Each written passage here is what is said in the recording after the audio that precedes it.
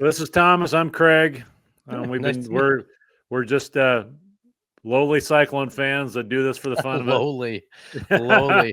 You guys posted something. Oh, I don't remember how long ago. It was like, the pain we've been through, and the Missouri game and the Kansas game I was both at, where Culbertson missed those field goals. Play Oklahoma 7 for 8 on the season. He's now 7 for 9, and we're going to overtime. You can't miss it much worse. Cyclones got the ball first. Brett Culbertson from 41 yards away. No good. He missed one in regulation that would have beaten Missouri last year in the game that we just flashed back to. So Iowa State hoping to try to win its first conference title outright in 114 years, but Kansas says it's not going to happen. Scott Webb. Both of them. Really? In fact, my recap for the Kansas game for the Iowa State Daily back in the day won second place for best sports story from the AP that year. No kidding. Wow. I still remember that lead. It was different chapter, same story. So what year did you graduate from Iowa State? 2007. Wow. Very good. I'll never forget that. Jamie was down on the field. We thought we were going to win that game against Kansas, and Jamie was down on the field, and when we missed that field goal in overtime, Jamie threw his hat down, and his son, who was obviously very, very young at the time, it was cute, if not heartbreaking, but he was wearing a hat, and just like what Jamie did, he grabs his hat and he throws it down on the ground, and it about summed up, I think, how we all felt. But you guys posted that video. It was, I don't remember, a few days or a week ago or so, and it got me right here because I was like, yeah, I was at both of those games. Brutal. Trust me, Thomas is my son, and I've got a couple other sons too, and we've lived those moments in our house many times with other situations and last second losses and everything. So this is Sound the Sirens fans. This is Patrick Brown. You're from PHNX Sports. Please correct me if I say something wrong as we go along here. I connected with him because I listened to one of the podcasts he's on about the Sun Devils. And then when he said I was watching the Iowa State-Iowa game and started running around my living room when Conrad made the field goal against the Hawkeyes, I said, well, we got to get this Arizona State guy on. So we're really happy you came on and found a guy that got smart and got out of the 9-degree Iowa weather. Yeah, it took – so I'm from Chicago originally, obviously went to school in Ames. But I've been out in Arizona now for 10 years. It took one of those polar vortexes. It was like 40 below with a wind chill of 70 below. And my then girlfriend, now wife, we were doing long distance, and that was enough. I got out of there, never looked back. Actually took the family back to Ames 2 years ago, which was fun. On a summer trip, we drove across the country to see my parents back in Michigan. But I'm Cardinal and gold through and through. I'm having a crisis of conscience because I've been covering ASU this year, and I fell in love with this team, and I didn't imagine in a million years that we would be in this type of position. I am Cardinal and gold through and through. That'll never change. We, Thomas and I just recorded our normal podcast before you came on, and Thomas brought up the fact that's been talked about that these two teams have never played. We're in the same conference, and the first time we're going to meet up is in a conference championship game. That is so bizarre. It is bizarre. No, I think, you take everything with a little bit of a grain of salt because the first year they're in the same conference, right? So there's that. In fact, I remember when I learned Arizona State was joining the Big 12, of course, me being in Phoenix, the first thing I did was rush to the schedules to see when's Iowa State going to be in town. And obviously with University of Arizona, they're about a 90-minute drive south of Phoenix. So there's some opportunity there as well.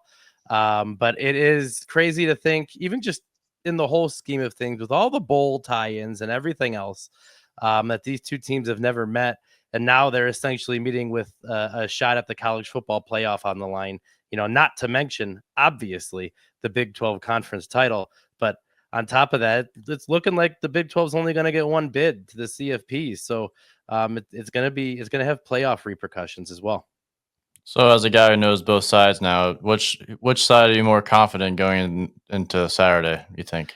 Yeah, that's a fair question. Hurts me to say a little bit, but I give the edge to ASU right now, just because I think Cam Scadaboo is the X factor. I have not been overly impressed with what I've seen out of Iowa State's rushing defense this season, and what they're allowing, something like 174 yards per game, something like that. Cam Scadaboo is he's such a talented, hard-nosed, tough back. He would have fit in well at Iowa State, to be honest. He's a tough guy to bring down, keeps that center of gravity low, and he's just really, really talented. But that said, Jordan Tyson being ruled out really does change things, because now you have the option, if you're Iowa State, to, I don't want to say cheat a little bit, but you can stack the box. Before, you were going to be watching Tyson with two guys almost all the time. Now you can bring guys in a little bit more. You can afford to kind of cheat up and play the run a little bit more, because ASU does not have much playmaking ability beyond Jordan Tyson, who obviously an unbelievable year. And look, ASU's been doubted all year as well, so you can't count them out. But I do think that Jordan Tyson being out gives Iowa State a huge, huge breath of fresh air, and a good chance to hang in the game and potentially win. I'm not going to say they won't, because my goodness, they're 10-2. How long have we waited for a 10-win season, for crying out loud? So why not 11? But I do think Cam Scadaboo is going to be the X factor in this game. As he goes, so goes ASU. And I like the fact that you just said "we," by the way, too.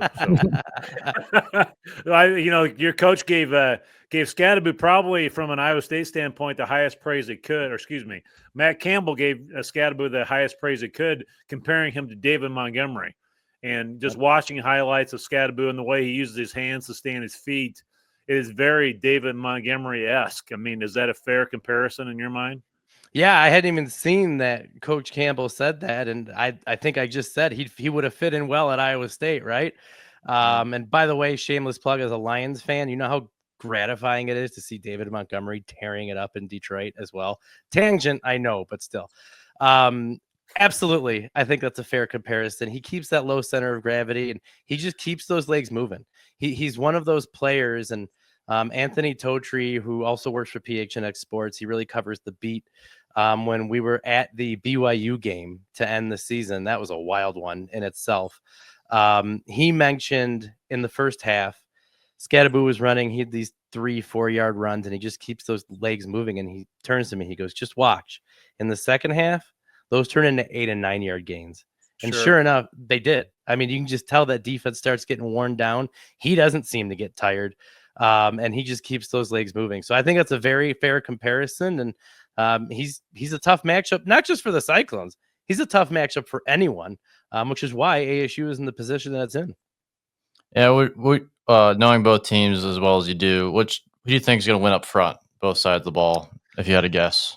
Yeah, so I think ASU definitely holds the edge with their offensive line, just with what they have done. Again, Jordan Tyson being out may create things a little bit differently. If they had that big wide out threat, they probably have a few more options, but I still think ASU's proven it in the trenches on offense. And then defensively speaking, Iowa State has always, it feels like always, guys, they've been that bend, don't break type defense, right? You look at how many yards they give up this year, but yet they give up, I think it was the fewest points in the Big 12 of any team, something like 17 or 19 points per game. So I think if Iowa State can play that type of game and win that battle and just bend, don't break, they're in good shape, because ASU's kicking game is not great. Kenny Dillingham went viral earlier this year saying he wanted to hold open tryouts on campus for a kicker. I think that was after the Cincinnati loss. By the way, they did hold open tryouts, and nobody was good enough to make the team. But that was the third thing that I talked about this week earlier on our show too on PHNX, was special teams, kind of an X factor. Iowa State has fantastic special teams. You look at a guy like Noel, who I believe today was just named co-special teams player of the year in the conference. If the special teams battle leans towards Iowa State, they've got a much better chance of winning the game. And again, I haven't even talked about all the talent. Iowa State's passing game It's just unreal. Rocco Becht has been so impressive in the way he has grown into the role. And Iowa State's got 2 wide receivers. That's a huge threat. But it just seems to me that these types of games are always won and lost on the ground. And ASU's got a big advantage when it comes to that. So we were just talking about earlier that, everybody in Ames and Iowa in general are all bent out of shape because of the way the Big 12 teams came out today. And I used to be a high school basketball coach. We live in Humboldt, Iowa, and Northwest Iowa, and I was the high school basketball coach here a long time, or not very long, but for a while. And I've been to a lot of all-conference meetings, and I think, in my opinion, that the votes got split because we've got 2 good receivers, and some voted for Higgins, some voted for Knoll, and not very many people voted for both. Do you think that's maybe a fair deduction of what happened? Craig, I hadn't even thought about that, but honestly, it makes perfect sense. I was texting with a friend, so I've been traveling back from a work trip today and been kind of getting updates as I'm connecting flights and things like that. And it didn't seem to make sense to me. You got 2,000-yard receivers, and neither one of them are going to be on that list. And the way you put it there, like, look, I can't read the coaches' minds, but it certainly makes a lot of sense in terms of when you've got 2 receivers that are that good. If they're splitting votes, neither one of them are going to make the cut. That holds water. And with the receiver being out, is there like a hidden guy who's a great recruit that hasn't really got many play that he could just break out and has a huge game for ASU, a receiver? Because we'll probably be one-on-one coverage because we're probably stacking the box trying to stop Scadaboo. Yeah, do you see a player that can do that, just ruin Iowa State's lives on Saturday? I would highly expect it to be one-on-one coverage with Jordan Tyson out. And I don't mean to sound like a downer on ASU here, but no, nobody has really shown that playmaking ability with the exception of number 4 out of the backfield, Cam Scadaboo, who also has, really good, he runs good routes. He's got good hands. It'll open up the play action. And ASU does have a solid tight end game too. So there are options there, but the loss of Jordan Tyson, who I don't have the stats, I should, but I don't have him pulled up right in front of me, but he's just head and shoulders above. It's not even close from him to somebody else. And it's a big loss. But the other thing I think I would mention is Sam Levitt, quarterback. He's kind of a lot like Rocco Becht. He was kind of underappreciated. He can extend plays. He's quicker and kind of more elusive than he appears at first, and he makes smart decisions with the football. So that's another thing. The Cyclones have been so good at taking the ball away this year and winning that turnover margin. I know it's cliche, but if they can continue that, they've got a really good chance in the game. The problem is, I think they're going to have a hard time forcing turnovers against ASU, which also doesn't turn the ball over a whole lot. Yeah, so I do have your stats in front of you, and Jordan had 75 catches on the year, and if you take Cam out of the equation, the next 2 receivers combined had 45 catches. Yep. It was definitely the Jordan Tyson show when it came to your passing game this year. So that is a huge loss. I just saw on ESPN last night he's out for the season. I mean, even if so, that's really too bad. I mean, you hate to see anybody get hurt like that because we've been battling the injury bug too all year with our linebackers we've had D-backs go down and everything else, but that's just kind of the way college football is. I mean, that's the biggest difference between, in my opinion, when you were in Ames versus today, is the depth that we have versus in the older days in Iowa State football, because we had a kid play middle linebacker this year who was from Britt, Iowa, was a walk-on, started a middle linebacker against Baylor, and was a huge part of that game. And now he's not even seeing the field because a couple of our guys came back. So the one thing Matt Campbell has really done since you were in town is that our depth has gotten a lot better. So where is ASU besides Tyson in the whole health thing? I mean, do they have anybody else that is sitting out that we haven't heard of, or kind of educate us a little bit? It's the usual bumps and bruises that you see. There's nothing else terribly glaring at this point, I'd say, in terms of that's going to lend any sort of advantage or anything like that. So ASU's remained relatively healthy. Earlier this year, Scadaboo was out. They lost that game. Levitt was out. They lost that game. Actually, hang on. I actually think they might have won the game that Scadaboo was out. I take that back. But Leavitt was out against Cincinnati. So Jeff Sims came in and played admirably, but you could tell the difference, and they lost that game against Cincinnati. And they've kind of gotten healthy, in between there. So the usual bumps and bruises. I don't think there's any other sort of advantage, but I don't think anything can usurp Jordan Tyson either. That's just such a big loss. Craig, you mentioned it. It's tough to see that the kid's out for the year after such a special year. Far too long, obviously, to redshirt, but he's going to miss the big payoff. Whether or not they win on Saturday, they're still going to go to a nice bowl game, and he's probably not going to get to participate in that. And you hate to see that for a kid who's worked his tail off. And Craig, as to your point about the depth in Ames, I do miss those days of Brent Curvey running 70 yards down the field the other way in the Dan McCarney era. But it's nice to see the depth that Matt Campbell has brought into that team. They sure are a fun team to watch. So did you see who Brent Curvey's son just signed a letter of intent yesterday? No.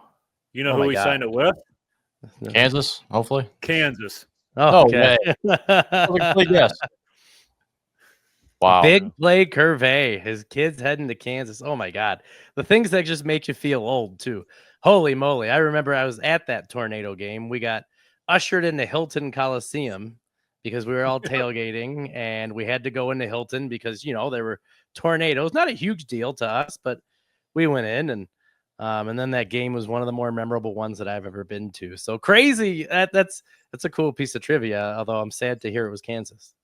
Yeah, Brent Curvey came to Humboldt 2 summers ago and played, or was it maybe longer than that, but he played, it was longer than that. It was about 5 years ago. Came and played in a slow pitch tournament as a fundraiser, and he played left field with no glove.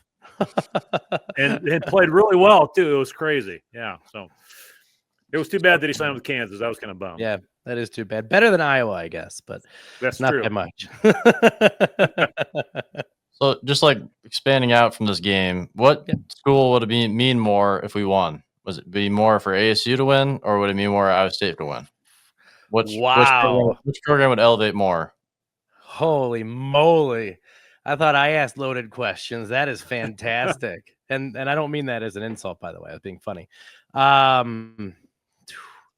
It depends how you look at it, because ASU never saw itself in this position, right? Coming off a 3-win year with a second-year head coach who's 34 years old and picked to finish dead last in the Big 12. But as a long-suffering Cyclone myself, and we were just talking about, the clips with Missouri and Kansas, and then you talk about how close we were with Oklahoma back in, 2020. It just feels like it is Iowa State's time to take that next step and win a darn conference title. They were so close so many times in the mid 2000s and again a few years ago. I think ASU has earned so much momentum, rightfully so, this year. It's a tough question to answer, but I'm actually going to say I really think it would mean more to Iowa State and its fan base, which travels so extremely well, which is so extremely loyal, to finally have that payoff and have something to hang your hat on. Fiesta Bowl win was nice, absolutely, but it would just be next level, I think, for everybody. But selfishly, I'm probably happy with whoever wins. So I've got that going for me. So you mentioned fan bases. How many, how well does Arizona State travel? I mean, what Saturday, what are we going to see from the Sun Devil side as far as the number of fans that show up? Well, I'll tell you, I was traveling back from a work trip today, and I connected through Dallas-Fort Worth, and I was wearing a Cyclone shirt, maybe a little bit of a troll job because I knew where I was connecting through. And I probably got about 15 or 20 high fives from Iowa State fans that were walking through the Dallas-Fort Worth airport. And I say that because I was connecting to a flight coming back to Phoenix.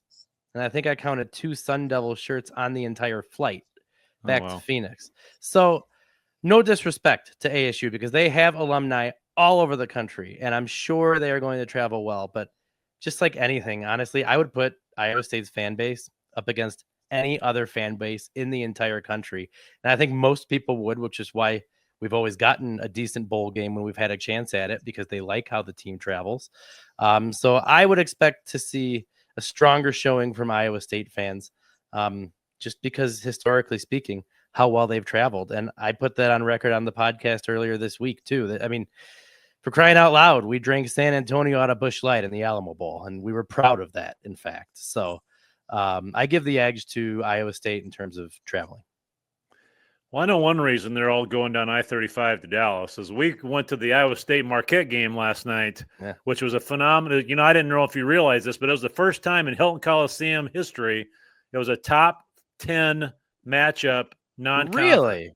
First time in my parents grew up, I grew up going to Iowa State games my whole life, and that was mine. We had a lot of Kansas games, you know, and all that kind of stuff, but this was the first time we've had a top 10 non-conference game, and it was 9 degrees approximately walking to my car. So that's the reason. That's one of the reasons that we're looking forward to playing inside on Saturday. 50-mile-per-hour wind gusts. Yeah. No.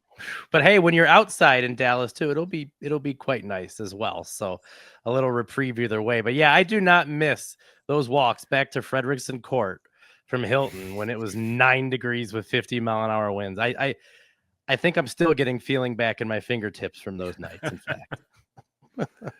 Yeah, it's gonna be a great game. I think it's gonna be a close game. It's gonna be Iowa State's, their palms are gonna be sweaty. We're gonna be standing up. I don't know if we need to put our knuck ups on or not, but I think this is the year where we finally can just get over the stress. Obviously, ASU has a great team, and it's just weird as a fan that you've never played before. There's really no reference to their coaching staff or who they play.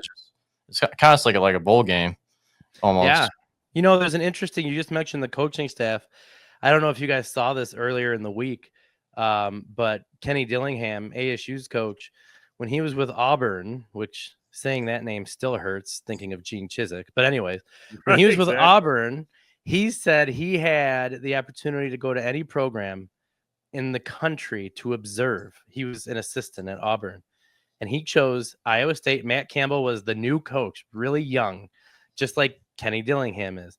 And he chose Iowa State, and he went and observed Matt Campbell in Ames for, I think he said 2 or 3 days. And my goodness, if he just didn't gush about what he learned from Matt Campbell and how he's the real deal and the culture he builds, how he can be like buddy with the guys and at the same time come down on them, and they take him seriously and they respect him. And that's the type of culture he's trying to foster with his program at ASU. So I thought that was a really cool tie-in. I don't know if you guys saw that or not. It was I just thought that was a really cool tie-in, and it just gives you another level of respect for these coaches and how they interact and how they prepare and how they help each other out.